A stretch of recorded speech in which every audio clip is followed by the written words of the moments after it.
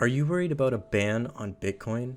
Then you need Bitcoin more than you think. Skeptics often argue that governments will ban Bitcoin when it becomes too important and threatens national sovereignty. At least these critics understand Bitcoin's importance and the power that state currency monopolies exert over us. What they fail to understand is the power of distributed open source technologies and the game theory faced by governments when making these decisions. Bans are ineffective. They merely cede global technological power to peers. Authoritarian governments are more inclined to attempt regressive regulation. If you live under that type of regime, you need Bitcoin more than you think. And you cannot ban Bitcoin, you can only ban yourself from Bitcoin. Now, self-regulation is the most important component of distributed open source technologies like Bitcoin. The Bitcoin supply is pre-programmed with a hard limit of 21 million units. Blocks are mined every 10 minutes on average. Miners are rewarded with new Bitcoin. Supply growth halves every 4 years. Anyone can view and validate transactions by running a node. And no one can be censored from the network if they have internet access and abide by the consensus rules. Now, these principles remain intact no matter what you, I, or regulators think. A government can attempt to ban its citizens from using the network, but Bitcoin will continue to run on the internet. The SEC, or the Securities Exchange Commission's Hester Peirce, made this point recently when she concluded that governments would be foolish to ban Bitcoin. Bans are also ineffective and potentially impossible. Even if a government were to ban Bitcoin, it would be ineffective. The US government banned alcohol under Prohibition, but liquor was widely available during that time. Bitcoin is not even a physical entity, so how do governments intend to seize it? It is incredibly difficult to ban people from using code on the internet. Ask China. They tried to ban Facebook, but Chinese still access Facebook via VPNs. There are even question marks about the legality of any potential Bitcoin ban in the US because Bitcoin is ultimately code, which could be a protected category of free speech under the First Amendment. Global regulatory competition raises the stakes. A Bitcoin ban would be foolish and ineffective, but governments could certainly increase the barriers to entry and increase friction. Regulators can implement know your customers and anti-money laundering requirements or raise taxes, which would likely slow adoption. However, it is difficult to believe that governments could execute remarkably stricter policy on Bitcoin relative to other financial assets. Furthermore, if they did ban Bitcoin, would they be willing to bear the consequences? Do the world's leading powers want to turn away from this powerful technology with others embracing it? Republican policymaker Kevin McCarthy commented on this geopolitical trade-off in a recent interview. Quote, US policymakers are concerned about the possibility of ceding the initiative to China. This type of regulatory competition has pushed Miami Mayor Francis Suarez to embrace Bitcoin as he encourages tech-savvy capital to his city. Perhaps positive Bitcoin regulation is just as likely as negative regulation. Coordination is unlikely in a multipolar world. A ban would be more impactful if all countries were to coordinate and implement it simultaneously. However, what is the probability of global coordination in the fractious world of geopolitics? The UK is too busy arguing with the EU, and the US is bickering with China for them all to clamp down simultaneously on Bitcoin? Regulators are also warming to the tech.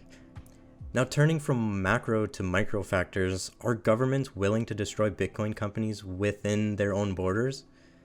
If we think about the jobs at Coinbase, Gemini, and other companies, we realize that Bitcoin is becoming entrenched, particularly in the world's largest economy. Exchanges exist in most countries worldwide. Corporations hold Bitcoin on their balance sheets, like Tesla. The Chicago Mercantile Exchange offers Bitcoin futures, and people in the US Congress are outright supporters of BTC. In recent weeks, ex-US regulators have joined both Binance and BlockFi, which highlights a growing relationship between Bitcoin-related businesses and the government. There is a high probability that many politicians hold Bitcoin themselves. I suspect that Bitcoin holders have a stronger, more organized and vocal lobbying group than their opponents. Also, millennials might demand financial empowerment. Most countries have adopted a wait-and-see approach because they do not know exactly how to approach Bitcoin's technology. They hope that innovation, jobs, and economic growth will emerge, and they argue that the industry is too small to present a real threat. But the longer they wait, the more entrenched the industry becomes, and the less likely negative regulation is. This factor becomes more meaningful if one considers millennials' rise to economic and political prominence. The Fall 2020 Blockchain Capital Survey reveals 55% of millennials will likely purchase Bitcoin in the next 5 years versus only 19% of the 55 to 64 age category. Millennials are 3 times more likely to hold cryptocurrencies than their parents because they are more familiar with new technologies and are more comfortable with intangible assets and probably view the asset as their opportunity to create a sounder financial future. With each passing year, this generation moves closer to the seat of political power. At the very least, they become a consideration of vote-hungry politicians. So perhaps you need Bitcoin more than you think. Ineffective, yes. Unlikely, yes. However, a Bitcoin ban is still possible. Governments that ban new technologies tend to take on a certain character though. Such governments tend to be more authoritarian and less supportive of individual liberties like those of China and Venezuela. It is in these countries where people need Bitcoin the most. Venezuelans do not care what the government says, they need Bitcoin to protect themselves from hyperinflation. Afghanis and Belarusians need access to digital bank accounts to liberate themselves from their oppressive governments. Turkey and Nigeria are both great recent examples of places where Bitcoin becomes a need and a must. In the past month, Erdogan's Turkish government announced measures to stop merchants from accepting Bitcoin, and Nigeria clamped down on exchanges. In response, interest in Bitcoin has shot through the roof in both countries. But listen, the moral of the story is that if you think your government is going to ban Bitcoin, then you need it more than you think. At some point, governments might become threatened by Bitcoin's ecosystem. It is understandable that the possibility of looming regulation is a barrier for potential investors. However, if we dig into the potential scenarios, we figure out that the government's and your most effective response to Bitcoin are the same: to embrace it.